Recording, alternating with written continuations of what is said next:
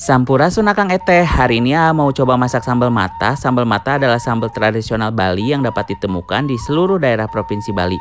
Sambal mata merupakan sambal yang berbahan mentah tanpa digerus. Mari kita coba. Adapun bahan-bahannya sebagai berikut. Ada serai, jeruk limau, bawang putih, bawang merah, cabai domba, daun jeruk, terasi, gula pasir, garam dan micin. Untuk takarannya cek caption below. Selanjutnya potong-potong semua bahan cabai rawit domba, bawang merah, bawang putih, dan serai. Di sini menggunakan pisau gemai dari stand cookware. Oh iya, untuk daun jeruk kita buang tulang bagian tengahnya sebelum dipotong menggunakan gunting dari stand cookware. Setelah itu potong-potong memanjang. Selanjutnya panaskan minyak kelapa, jika tidak ada bisa diganti dengan minyak goreng. Kemudian tambahkan terasi, serai dan bawang putih ditumis hingga harum, kemudian angkat. Di sini menggunakan pan dan sutil dari stand cookware. Tuang minyak kelapa ke dalam bahan sambal mata, tambahkan gula pasir, garam, micin, dan perasan jeruk limau. Aduk-aduk sampai rata, dimakan sama gorengan pedo pisan. Selamat mencoba.